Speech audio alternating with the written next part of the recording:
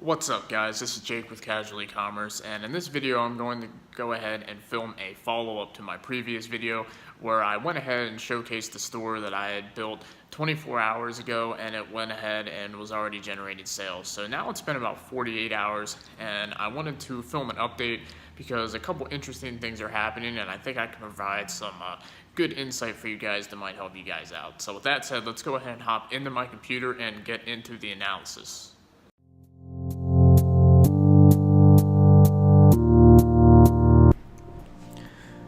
Okay guys, so we're back inside the store, same store as yesterday. So I wasn't even going to make a follow-up video to that one, but then I saw some interesting numbers happening today, and I figured that I could provide some valuable insight from these numbers, and kind of to show you that certain times revenue numbers can be deceiving, and the same revenue numbers don't always mean the same exact thing. So as you can see today, we've got about $240 in revenue right here.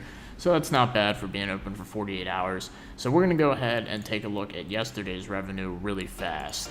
And you can see yesterday's revenue was about $220. So far today, the revenue is slightly above yesterday, so roughly the same. And this is where I wanted to go ahead and have a discussion and see if I can provide some insight for you guys. So we're going to go ahead and head over to the dashboard, and I'm going to show you what I'm talking about. So as we can see over here on the dashboard, we have visitors today of 92. So not even 100 unique visitors today. And now if we switch over to yesterday, so the 18th, you can see that our visitors yesterday was 201. So as you can see, yesterday we had over 2 times the visitors, yet we had $20 less revenue. And right now it's about 5 p.m. Central Time, so still a good amount of time left in the day. So likely today's revenue numbers are going to continue to go up. And as you can see, we're only at about half the traffic so far. So we can go back to today.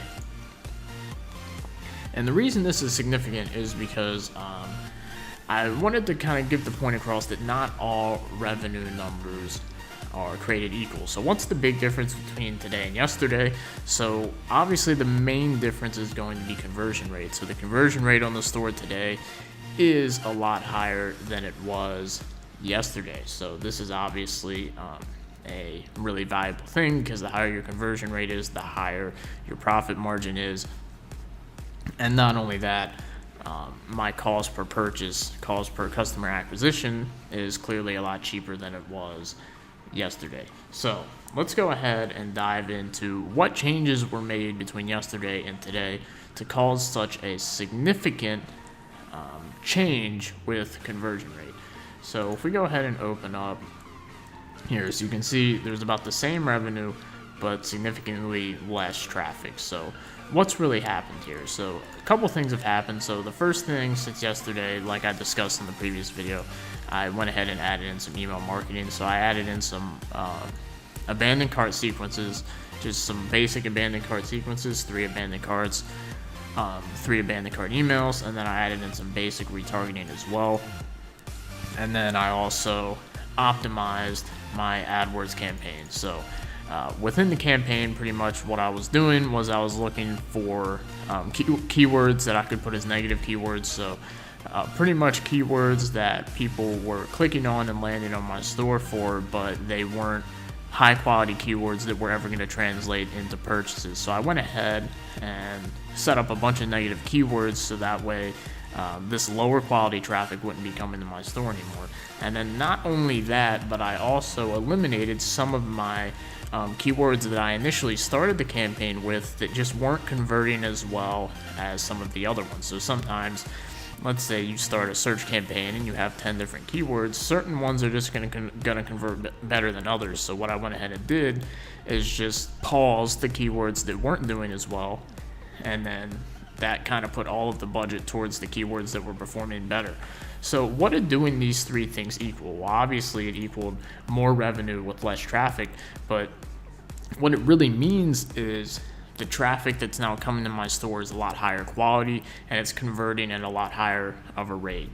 So that's why revenue numbers can sometimes be deceiving, because you don't see their conversion rate, you don't see the profit margins. So this is why I figured this would be a very good example to kind of put up in a video to show you that two revenue numbers that are practically the same can be massively different. So obviously today's revenue is way better than yesterday's, because the quality of traffic that's coming to my store is a lot more targeted and it's a lot higher, so they're converting at a higher rate, which means my profit margins are also incrementally higher.